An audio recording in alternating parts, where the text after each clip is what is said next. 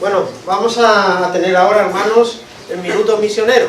Y aunque yo no soy del Consejo de Misiones, bueno, sí soy parte de esas misiones. Entonces, como hoy le tocaba a Bonnie y él está en el hospital, pues le dije, no te preocupes que lo hago yo. Además, como vamos a hablar del hacha, entonces ha caído la cosa perfecta, ¿no? Entonces, fijaros que, sabéis, el hacha, más o menos 15 minutos de aquí, allí tenemos una congregación desde hace ya un tiempo, y en la conferencia misionera expuse unos objetivos a corto, a medio y a largo plazo, y muy rápidamente os los voy a recordar. Los objetivos a corto plazo era continuar predicando el Evangelio para alcanzar a los perdidos. La centralidad de las Escrituras siempre y por encima de todas las cosas, y en eso estamos, ¿no? Y también a corto plazo el deseo era que existiese un crecimiento en la madurez de los miembros de la iglesia, ¿no? Y estamos pudiendo verlo, poco a poco vemos ahí algunos brotes verdes que indican que hay vida y que está creciendo, ¿no? Pero también dijimos que a medio plazo queríamos estar completamente establecidos en el pueblo. Realmente ha habido muchos intentos, ha habido varias iglesias allí que han querido establecerse y no lo han conseguido. Nosotros estamos ahí en ello, ¿no? Estamos bien afirmados, pero queremos que realmente la iglesia, el Achar, Luz a las Naciones, sea, vamos a decir así, patrimonio del pueblo, ¿no? Que no sea una iglesia cualquiera que venga y va, estoy un tiempo, un año, 2, 3, 5, 10, no, que sea patrimonio realmente del pueblo, ¿no? Con lo que eso supone. Y que dentro de la iglesia pueda haber personas que tengan una visión misionera. Ahora mismo no lo hay, siempre ha sido unas personas que han estado muy encerradas, por decirlo así, en sí mismo, ¿no? Y entonces tenemos que conseguir que el Señor, ¿no?, abra, amplíe las miras y que sea una iglesia que podamos apoyar a misioneros y compromisos misioneros. Y fijaros qué curioso que el otro día estábamos en el estudio y yo hice un comentario como que algunas veces, o sea, que es bueno salir de nuestro país para ver otras realidades, ¿no? Y Julia me decía, bueno, ¿cuándo vamos a ir? Digo, bueno, vamos a ver cómo podemos hacerlo. Dice, pues bueno, llévanos contigo, ¿no? Pero es algo que es bueno también, ver otros países, otras culturas, y que no solo existimos nosotros en nuestra pequeña burbuja, ¿no? Entonces, esa visión misionera también queremos que exista, ¿no? Y a largo plazo, ya estamos hablando de 4 o 5 años, quizás más, que los hermanos de la iglesia puedan asumir puestos de liderazgo. O sea, que ya la madurez sea madura, valga la redundancia, que sean personas ya que amen al Señor, que lo demuestren, que tengan un llamado de parte de Dios y que puedan asumir esos puestos de liderazgo. Y no es simplemente, no, lo que yo quiero que el Señor haga es que realmente pueda levantar un pastor allí, ¿no?, del hacha, así yo me he hecho a un lado, ¿no?, o personas que dirijan la alabanza, que dirijan la escuela, todos esos puestos relevantes en la iglesia, que realmente ellos puedan crecer tanto y puedan recibir ese llamado del Señor, que mi función, por decirlo así, se quede en nada y que ellos hagan todas las cosas, ¿no? Ese es el objetivo a largo plazo. Ahora, hoy en el sermón voy a hablar un poquito de algo así, del hacha también, pero el motivo, ahora tenemos que orar, ¿no?, para que todas estas cosas puedan suceder, que el Señor haga su obra y que haya un deseo, ¿no?, en el corazón de ir todos a una, tener un mismo sentir. Vosotros y el hacha, ¿no?, que podamos ayudarnos mutuamente. Nosotros somos bebés, necesitamos la ayuda de mamá, ¿no? Mamá está aquí, necesitamos mucha ayuda en muchos aspectos, ¿no?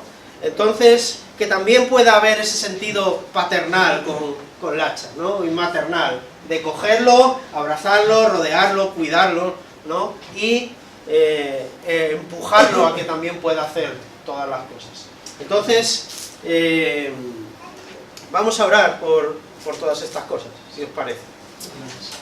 Señor, gracias, Padre, porque tú eres bueno y tú eres misericordioso, Señor, y tú provees de este minuto misionero, Padre, para que podamos salir de nuestra burbuja, Señor, para que podamos ver y podamos ser obedientes a tu llamado a salir a las naciones, Padre, no solo a los confines del mundo, sino también aquí a nuestro alrededor, Padre. Ayúdanos, Señor, en Lachar, Padre, a que pueda haber una madurez, a que pueda haber un crecimiento, Señor, a que realmente pueda haber una misión misionera, Señor, y que podamos ser, como decía antes, patrimonio del pueblo, Señor. Que todo el mundo pueda beneficiarse de nosotros, Señor, que podamos ser una bendición para el pueblo, Padre, y que los hermanos, Señor, puedan crecer tanto, Señor, que puedan asumir esos puestos de liderazgo, Señor.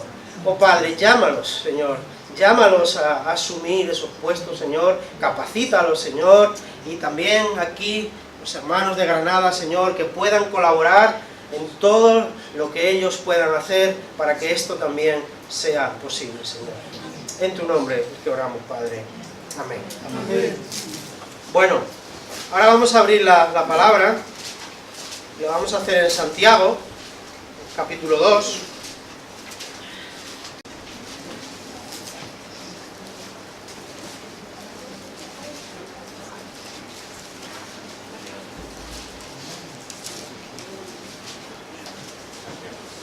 Santiago, capítulo 2, y vamos a estar leyendo desde el versículo 14 hasta el 26.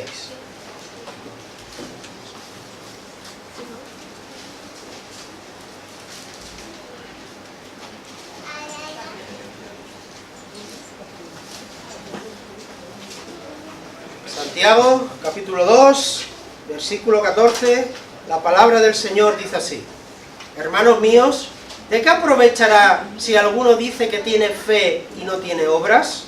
¿Podrá la fe salvarle?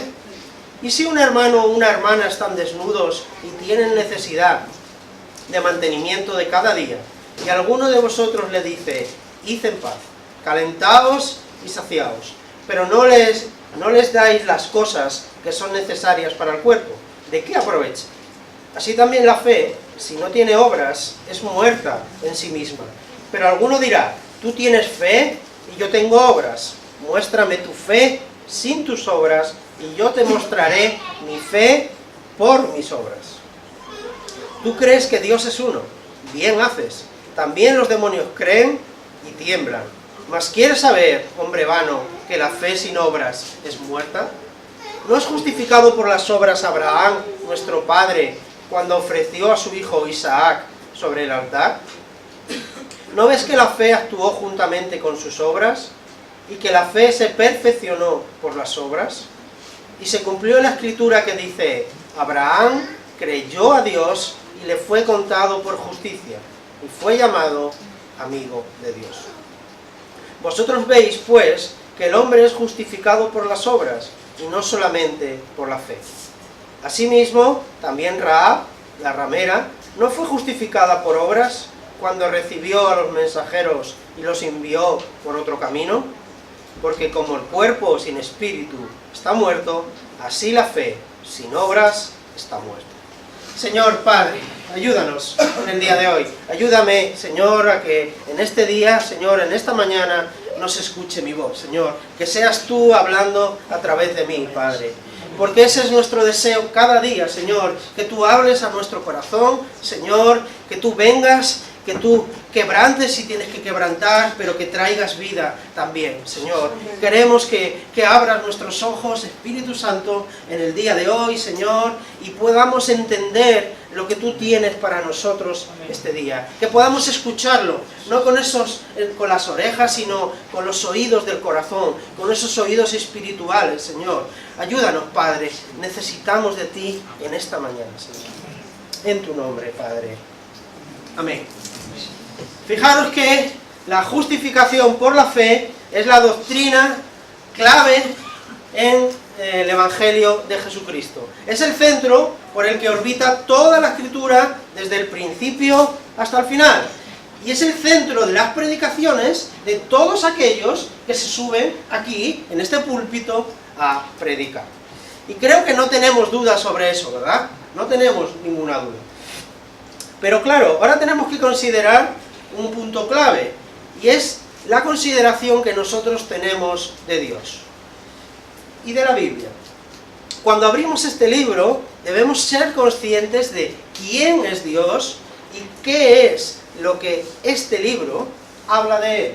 ¿Quién es Dios y qué es lo que este libro habla de Él? La Escritura es la revelación que Dios hace de sí mismo para darse a conocer al hombre. Lo que se conoce como la revelación especial. Y aquí vemos el carácter santo de Dios, su misericordia, su amor, su justicia, su soberanía, su poder. En resumen, vemos a un Dios perfecto, vemos al único Dios. Y fijaros que si estudiáis la escuela teológica, la doctrina de las Escrituras, además veréis que la Biblia, todo sobre lo que habla ella es verdad, y no hay error en ninguna parte de ella. Todo lo que habla la Biblia es verdad, y no hay error sobre lo que habla. Fijaros, por ejemplo, que dice el Salmo 12, versículo 6. Las palabras de Jehová son palabras limpias, como plata refinada en horno de tierra, purificada 7 veces. Por ejemplo, Números 23, la primera parte del versículo 19. Dios no es hombre para que mienta, ni hijo de hombre para que se arrepienta. Ahora, ¿por qué estoy diciendo esto? Porque quiero dejar muy claro que cada vez que abrimos las Escrituras debemos tener esto presente. Cada vez que nosotros abrimos este libro, tenemos que tener claro que no hay error en él. Que Dios no dice una cosa una vez y la otra, más adelante, dice otra. No. Todo es lo mismo, vamos a decirlo de alguna manera.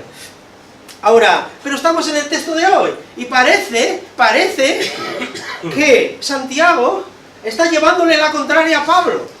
Santiago dice, oye, parece que la justificación es por las obras, parece que hay que añadir algo a la fe, y Pablo dice, no, todo lo contrario, la justificación es solo por la fe.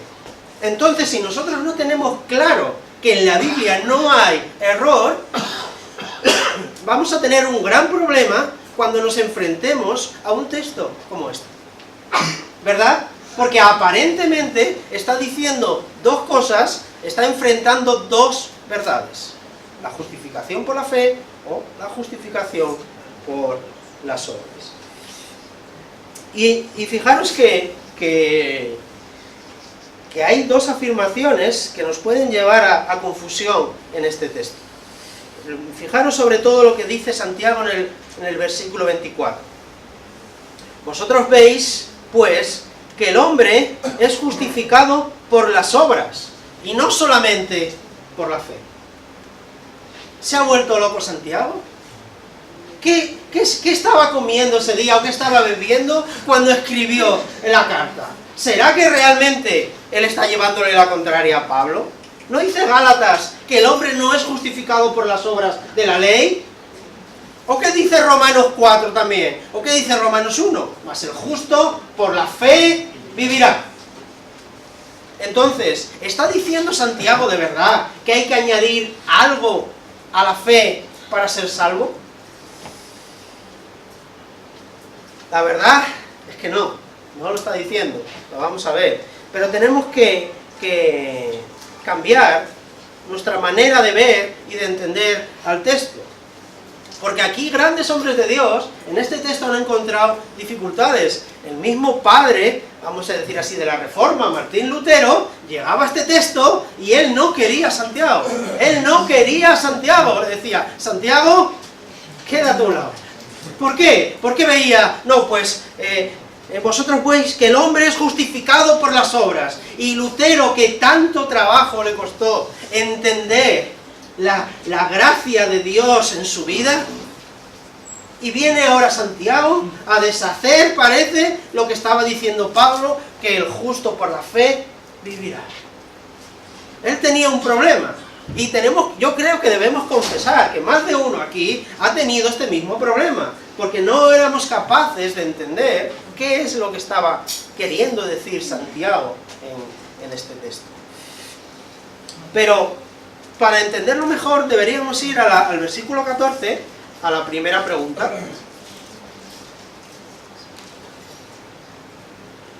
¿Qué dice Santiago? Dice, hermanos míos, ¿de qué aprovechará si alguno dice que tiene fe y no tiene obras? ¿Podrá la fe salvarlo?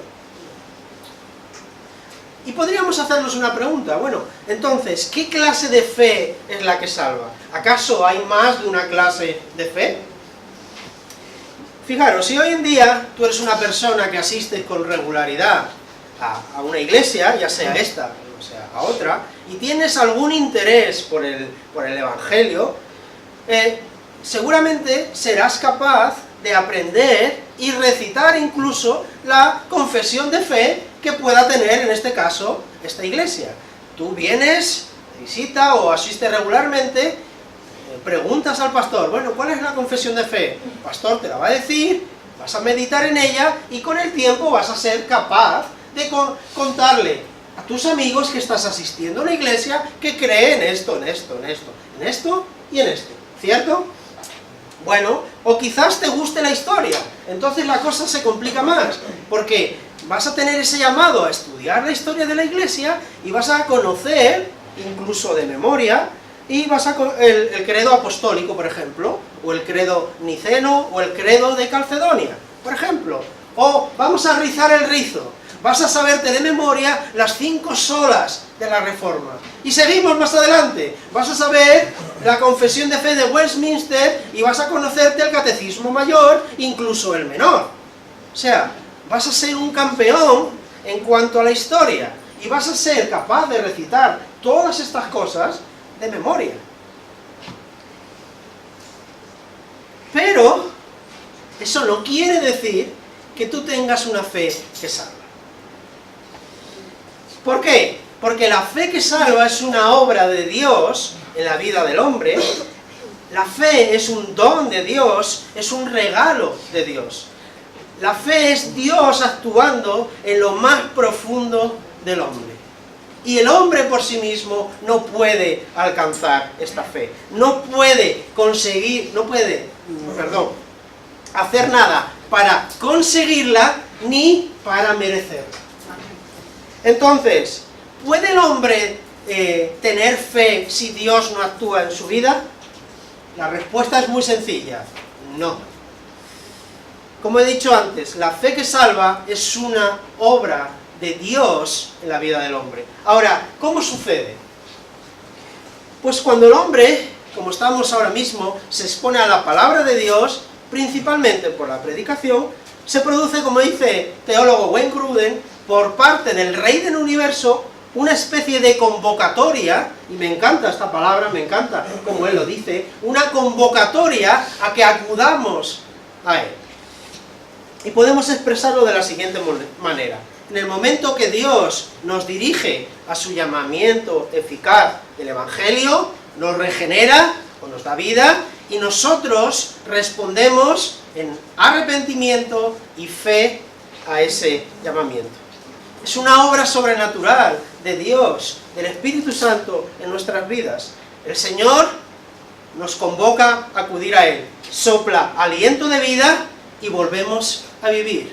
¿Y qué pasa? Que nuestros ojos, que antes estaban cerrados y que no podían ver que nosotros estábamos alejados de Dios, que éramos sus enemigos, mediante esa obra del Espíritu, ahora sí, ahora pueden ver que somos pecadores, que somos enemigos de Dios, y eso produce en nosotros un arrepentimiento. Y la fe actúa. Y somos justificados por la fe, somos declarados justos por el único que puede hacerlo. Y nuestra situación delante de Dios es restaurada. Ya estamos en lo que los hebreos llamaban el shalom, en paz. La relación que antes estaba rota, ahora está restaurada. Estamos en paz con Dios, somos sus hijos, tenemos esperanza, tenemos unas promesas y tenemos una herencia. Y estamos esperando que un día todo esto se manifieste, que lleguen las bodas del Cordero y que podamos estar con Él para siempre. Ahora, después de todo esto, es cuando entran en juego las obras. Y lo voy a explicar. Porque quiero dejar muy claro que las obras no actúan en nuestra salvación en una primera instancia. Por una razón muy sencilla, que hasta... Bueno, una razón muy sencilla. ¿Qué clase de obras puede hacer alguien malo? ¿Qué clase de obras puede hacer alguien malo? Sencillo, malas obras. Y podemos ver que de eso no hay duda, porque Jesús mismo nos dice en Mateo 7:17 que el árbol malo ¿qué produce? Malos frutos. Y el árbol bueno ¿qué produce? Buenos frutos. Entonces nosotros, antes de conocer al Señor, antes de que Él hiciese su obra en nosotros, éramos ese árbol malo, que lo único que podía producir, ¿qué era? Frutos malos. Y fijaros que no lo digo yo, la Escritura es muy clara. Dice, todos pecaron y están destituidos de la gloria de Dios. No hay justo, ni aún uno. Y si el Espíritu Santo no nos da nueva vida y nos hace nuevas criaturas, como dice el apóstol Pablo, 2 Corintios, capítulo 5, es imposible que podamos dar buenos frutos. Es imposible. Entonces, después de esto, podemos hacernos varias preguntas. Bueno, entonces, ¿cuál es el papel de las obras en este texto y en la vida del cristiano? Pues la respuesta es muy sencilla. Las obras vienen a confirmar aquello que Dios ha hecho en nuestra vida. Vienen a confirmar que nuestro corazón ha cambiado. Que ahora, y solo ahora, deseamos glorificar a Dios con nuestras vidas. Que ahora queremos ser cada día más parecidos a Cristo. Es así, la obra es como si...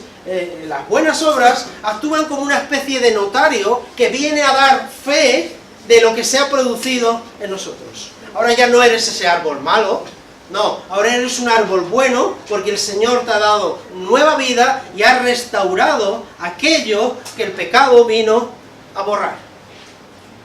Ahora sí tú puedes dar buenas obras, pero ¿sirven para salvación? No, sirven para confirmar lo que Dios ha hecho ya en tu vida. Y fijaros que el texto, vemos que hay dos ejemplos de cómo la fe actuó en la vida, tanto de Abraham como de Rahab la ramera. Lo que está diciendo aquí Santiago es que ellos dos, la manera de actuar de ambos, ya sea cuando Abraham ofreció a su hijo Isaac sobre el altar, paréntesis, ¿quién sería capaz de hacer esto si Dios se lo pidiera? ¿Qué padre que está aquí sería capaz de hacer esto si Dios se lo pidiera? Cierro el paréntesis. O de Rahab, también, cuando recibió a los mensajeros y los envió, a los espías, y los envió por otro camino. Ellos actuaron de esta manera porque antes se había producido una obra sobrenatural de Dios en sus vidas. Y podemos verlo en la vida de Abraham en Génesis. ¿Qué nos dice la Escritura? Que Abraham creyó a Dios y le fue contado por justicia. Luego, Dios le pide, Abraham, sacrifica a Isaac, tu único hijo, el hijo que yo te he prometido, el hijo que te he dado en tu vejez, lo que más quieres, sacrifícalo para mí. Y Abraham dice, de ninguna manera. Santa Rita, Rita, lo que se da, no se quita. No, ¿qué dice Abraham? Sí, Señor, voy. ¿Por qué? Porque Abraham había creído a Dios. Y como la serie que se predicó en la iglesia, él sabía que si Dios le había prometido algo en Isaac, que serían benditas a través de Isaac todas las naciones. Luego, con el nacimiento de Cristo, Dios se las arreglaría. ¿Para qué? Para que la cumpliera. Él la iba a cumplir. Dios, yo sé que Él no miente, yo sé que Él es poderoso y yo soy capaz de entregar a mi hijo, porque no sé de qué manera, pero Dios va a hacer que Él resucite o que haga lo que tenga que hacer. Y luego vemos a Rahab. Rahab fue capaz de entender algo que hoy en día mucha gente no es capaz de entender. Algo que vemos en Josué, capítulo 2, versículo 11.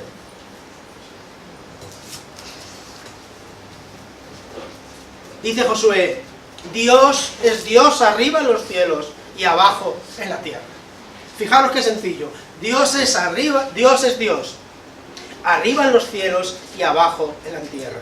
Ella entendió que no había sido la destreza del ejército de Israel que había conquistado la tierra, que había derrotado a los dos reyes amorreos, que eran bastante duros, bastante terribles, y que no había sido su fuerza, no había sido su destreza, sino que el Señor estaba en medio de ellos. Y que también el Señor les había abierto el mar para que ellos pasaran, salieran de la esclavitud de Egipto, y cuando pasaron ellos, ¿qué pasó? El Señor dice: ya está. Y se cierra otra vez el mar. Rahab era capaz de entender esto. Dios había obrado en su corazón para que ella pudiera entenderlo. Porque ¿quién entiende esto si Dios no ha obrado en su corazón? ¿Quién entiende que un mar se puede abrir y que tú puedes pasar en seco y que luego se cierra? ¿Quién entiende eso? ¿O quién entiende que el pueblo de Israel derrotó a enemigos muchísimo más poderosos que ellos? ¿Quién lo entiende? No lo entiende. Hoy en día, el que más tiene, el que más soldados tiene, es el que gana. Ya está. Es difícil que suceda de otra manera. Entonces, tenemos por un lado a Pablo diciendo que el justo por la fe vivirá, y por el otro lado tenemos a Santiago diciendo que Abraham y Rahab fueron justificados por las obras. Pero ¿sabéis una cosa? Santiago y Santiago y Pablo están hablando lo mismo. Lo único que hacen ellos es mirar la fe desde dos puntos de vista. Ellos miran la moneda, cada uno por su cara. Y podemos decir, hay algún comentarista que habla así, dice que la fe es una moneda que tiene dos caras. Por un lado, Pablo, las palabras de Pablo van principalmente dirigidas a aquellos judíos que buscaban obtener la salvación por medio de las obras. ¿Qué dice Pablo? La salvación es por fe y solo por fe. Pero luego había otros cristianos, judíos, que buscaban, que decían que solamente con la fe se obtenía la salvación. Entonces ellos decían: yo creo, y se cruzaban de brazos. Entonces Santiago está hablando a este tipo de personas, aquellas personas que tienen fe pero que no la ponen en práctica. Entonces, por un lado, vemos una cara de la moneda: la salvación es un papel completamente pasivo, es decir, nosotros no hacemos nada para recibir la fe, es el Señor el que hace su obra. Pero por el otro lado, sí es un lado activo. ¿Por qué? Porque yo pongo en práctica mi fe. No sé si me estoy explicando y lo estáis entendiendo. Entonces, vamos a llegar a una conclusión, creo que sencilla. La fe y las obras no pueden separarse. Van juntas de la mano, son las dos caras de una misma moneda. No es un supuesto que pueda contemplarse. Tener por un lado la fe y por el otro lado las obras. No es posible eso. No se puede decir: yo tengo fe, pero mi vida no demuestra en nada lo que he creído. No. O yo hago todas las cosas sin tener un cambio en mi vida. Para nada. Para nada. Entonces, Pablo y Santiago piensan lo mismo, pero su énfasis es distinto.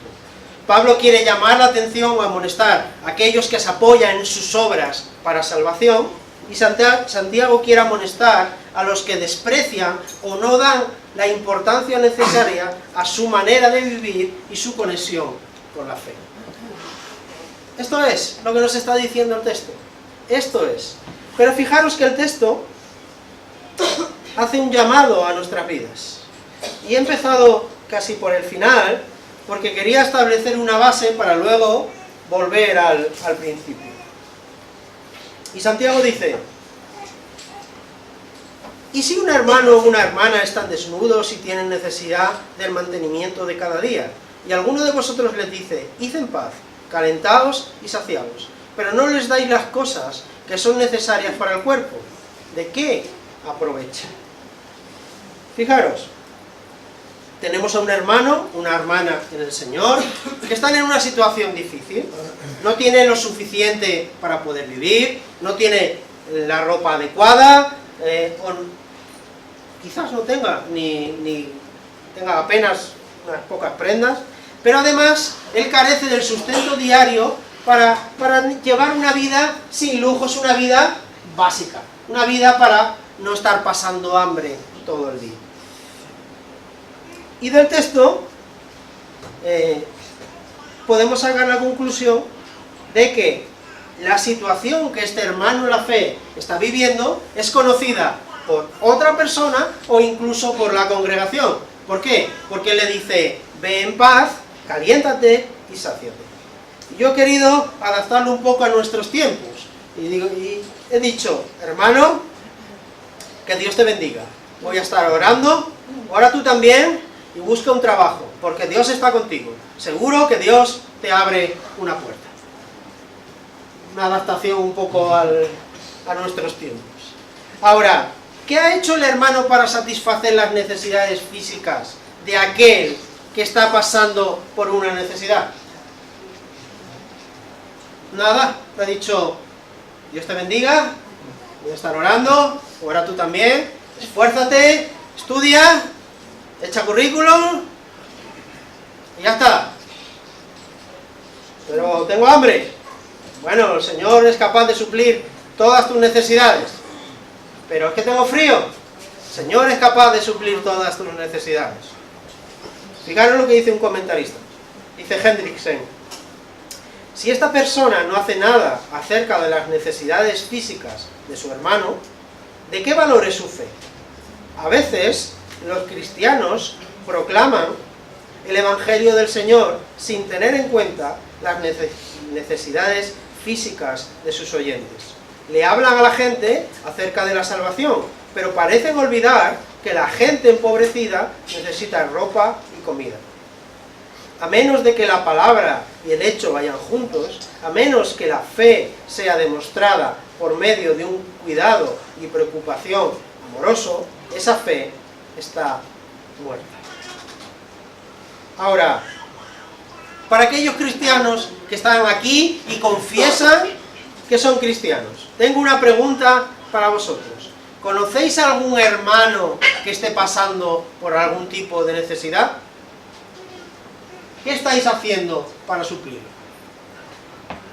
No que está haciendo el de al lado mía, no. ¿Qué estoy haciendo yo para suplir la necesidad de un hermano si la conozco?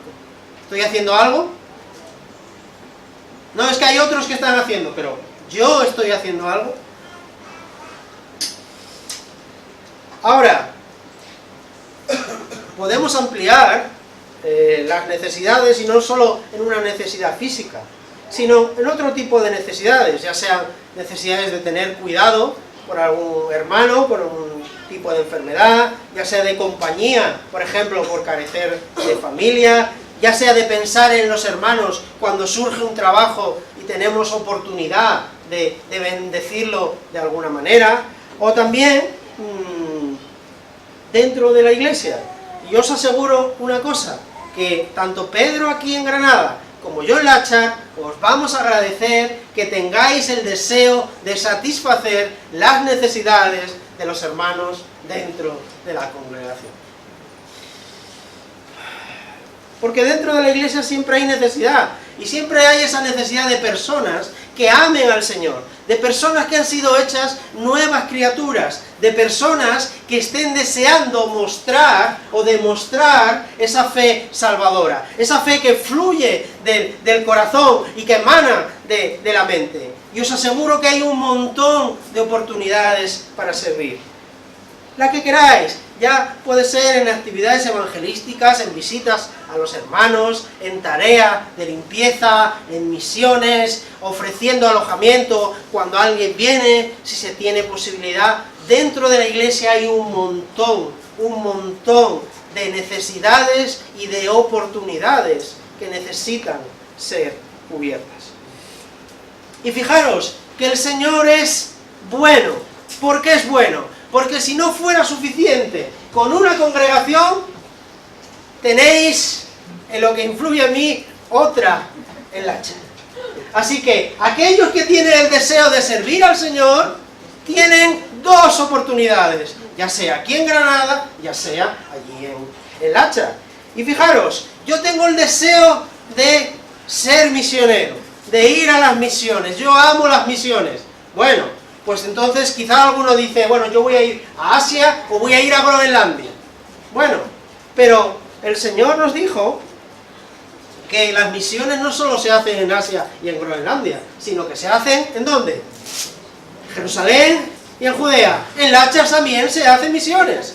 Tú tienes un deseo por las misiones, pues yo te invito a que tú vengas al hacha y compartas ese deseo conmigo y nos podamos beneficiar todos de eso.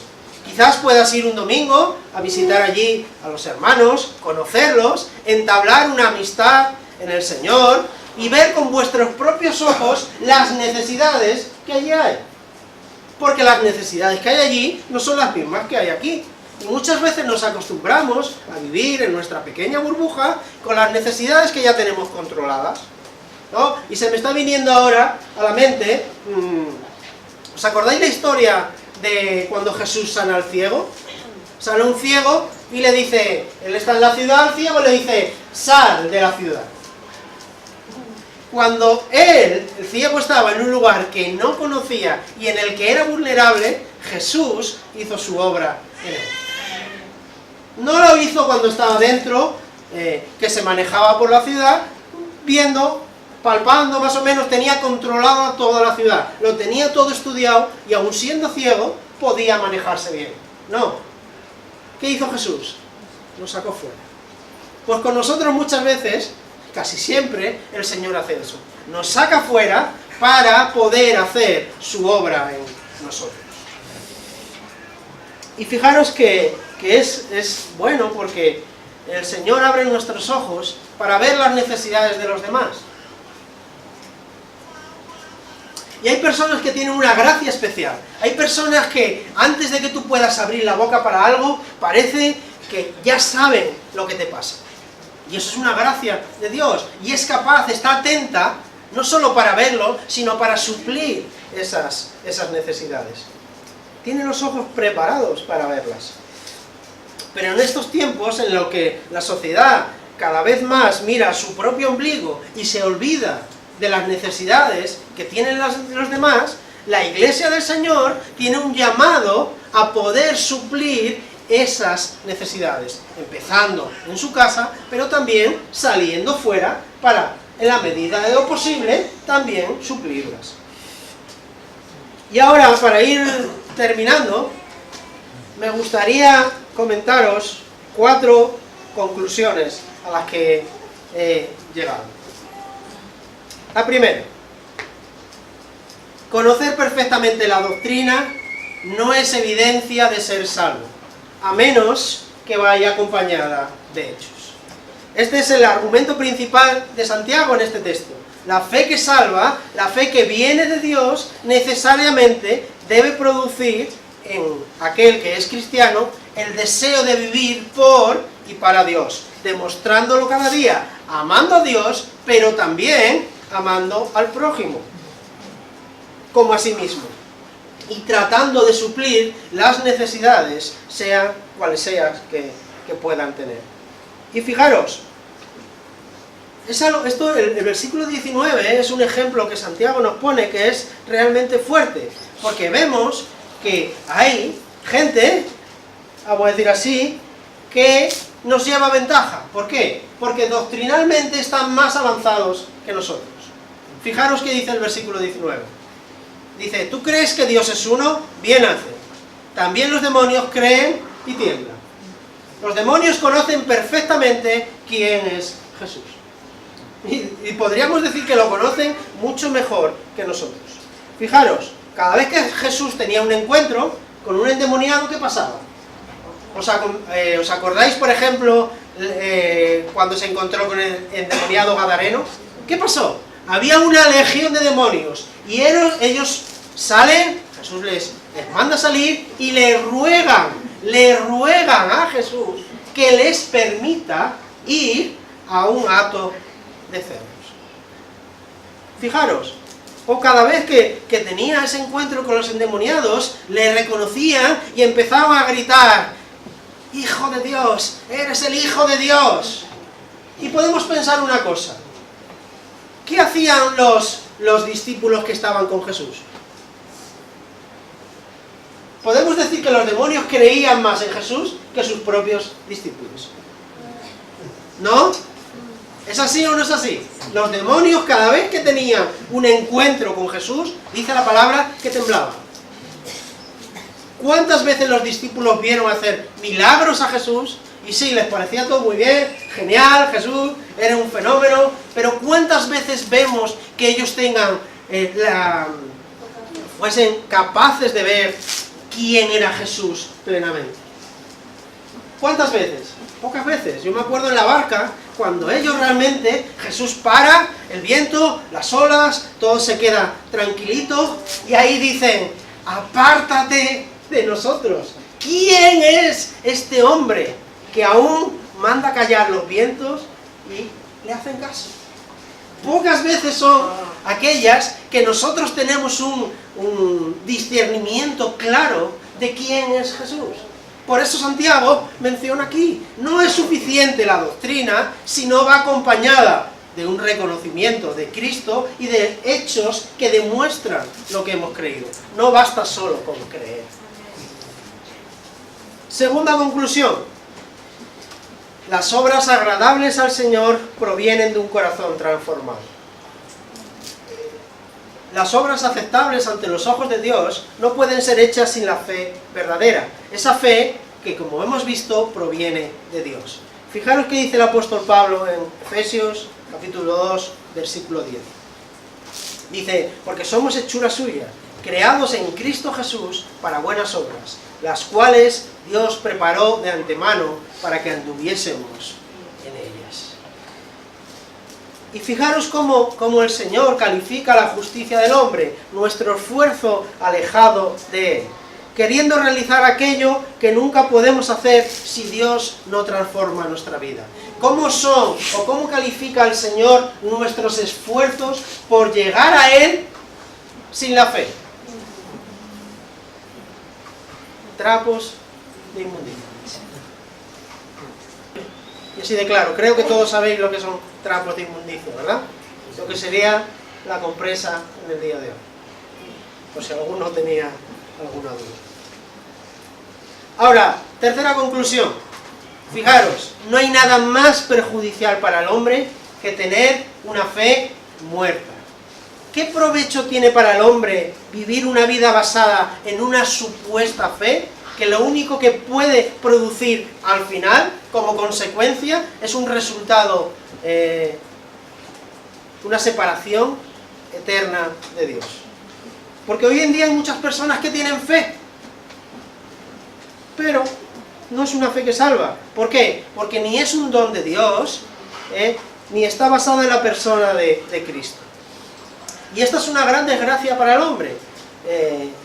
Y podríamos decir que es una tragedia de dimensiones cósmicas, porque aquellos que creen que cuando mueran van a encontrarse con el Señor, se van a llevar una sorpresa muy desagradable. Aquellos que llevan en su mano derecha el currículum con todos los méritos para presentárselo al Señor y decirle, aquí está, mis obras. Y el Señor dice, aquí están tus faltas. ¿Y qué lista es más grande? ¿La de las faltas o la de las obras? De las faltas, ¿verdad? Ahora, tenemos que entender que aquellos que realmente tienen esta fe muerta, nunca van a poder llegar al Padre. Es así de sencillo. ¿Y qué podemos decir que aquellos que niegan la obra redentora de Cristo? ¿Y los que niegan directamente a Cristo? Bueno, fuera de Cristo no hay salvación. La Escritura es muy clara. Juan 14:6, Jesús mismo dice, yo soy el camino, la verdad y la vida. Nadie, da igual lo que hagas, paréntesis, viene al Padre sino por mí. Y fijaros que en Mateo 7, en el versículo 21, a mí hay un texto que personalmente me impacta mucho. Dice, no todo el que me dice, Señor, Señor, entrará en el reino de los cielos, sino el que hace la voluntad de mi Padre que está en los cielos. Muchos me dirán en aquel día, Señor, Señor, ¿no profetizamos en tu nombre, y en tu nombre echamos fuera demonios, y en tu nombre hicimos muchos milagros? Y entonces les declararé, jamás os conocí, apartaos de mí los que practicáis la iniquidad. Este es un texto tremendo. Este es un texto tremendo. Cuarta conclusión y última. No hay que confundir las buenas obras con el activismo religioso. Repito, no hay que confundir las buenas obras con el activismo religioso. La verdad es que creo que a la hora de analizar nuestra fe y ver los frutos que ella produce, podemos caer en una conclusión errónea, y es que las buenas obras que realizo se limitan al número de actividades en las que participo. Por eso he dejado hasta el final, porque estamos hablando de buenas obras, buenas obras, buenas obras. Y quizá alguno pueda preguntarse, bueno, ¿pero qué son las buenas obras? ¿No? ¿Qué son las buenas obras? Yo me he atrevido a hacer una pequeñita y sencilla definición. Las buenas obras son aquellas acciones que el cristiano realiza, basadas en un cambio de naturaleza, cuyo propósito principal es el de glorificar a Dios, y que los demás puedan alabarle al Señor por su obra en nuestras vidas. Creo que es algo sencillo, pero la voy a repetir. Las buenas obras son aquellas acciones que el cristiano realiza, basadas en un cambio de naturaleza, pasamos de muerte a vida, cuyo propósito principal es el de glorificar a Dios, y que los demás puedan alabarle, Señor, por su obra en nuestras vidas. Ahora, para terminar ya sí que de verdad, me gustaría hacer un llamado a conocer a Cristo. Así de sencillo. A conocerlo de la manera que nos enseña la Escritura, a demostrar con nuestras vidas que efectivamente hemos tenido un encuentro con el Señor. Y Él ha transformado nuestra vida, que ya no estamos muertos en nuestros pecados y delitos, sino que somos nuevas criaturas, creadas para glorificar el nombre del Señor y para gozar de Él para siempre. Entonces, quizás tú estás aquí hoy y necesites conocer a Cristo. Quería decirte que estás en el sitio adecuado, en el sitio ideal para hacerlo. O quizás el Señor te haya hablado hoy y has llegado a la conclusión de que eres de aquellos que tienen esa fe que no producen buenas obras, y que te has estado apoyando en Él, en esa fe hasta ahora, esa fe que no salva. La verdad es que hoy es un buen momento para arrepentirte y pedirle al Señor que sople aliento de vida en ti. Y quizás también hay aquí personas que tienen una fe que salva, pero que enfocan sus buenas obras a las actividades que realizan, sin la motivación principal de glorificar a Dios en ellas. Quizás tú estás sirviendo, quizás tú estás haciendo cosas que a los ojos de los demás son buenas, pero tu motivación principal no es glorificar a Dios, sino es quizás tener satisfecho tu corazón. Tú puedes pensar, bueno, yo soy cristiano y tengo la obligación de servir. Entonces sirvo en todo lo que el pastor me pida que haga. Pero tu motivación no es la correcta. Quizás tú tengas que cambiar esa motivación y hacerlo todo para la gloria de Dios. Y aquí vamos a añadir una cosita, porque no solo servir en la iglesia glorifica a Dios. No, ahí dice en 1 Corintios, capítulo 10, versículo 23, dice, todo lo que hagáis, hacedlo ¿para quién? Para el Señor. Cuando nosotros hacemos cualquier cosa agradable a Él, y nuestro objetivo es glorificarlo, cualquier cosa, ya sea dar un vaso de agua a cualquiera en la calle, ya sea limpiar la iglesia, ya sea predicar un día, ya sea en el colegio ayudar, en lo que sea, mientras que nuestro objetivo sea glorificar el nombre del Señor, estamos haciendo esas buenas obras. Ahora, también tengo que dar gracias a Dios por las personas que tienen esa fe salvadora y que realizan esas buenas obras y que son evidentes para todo el mundo y que nos beneficiamos el resto de ellas. Tengo que dar gracias al Señor también por ellas. Pero ya la última cosa. Todos, absolutamente todos, necesitamos que el Espíritu Santo abra nuestros ojos para ver cada día más a Cristo, para ver al ungido de Dios y alegrarnos y gozarnos como el discípulo en su pecho. Eso lo necesitamos todos cada día, da igual, todos necesitamos eso. Y ese es mi deseo, que podamos todos llegar a alegrarnos y a gozarnos con el Señor. Oramos. Aleluya. Señor, gracias, Padre, por tu misericordia, Señor.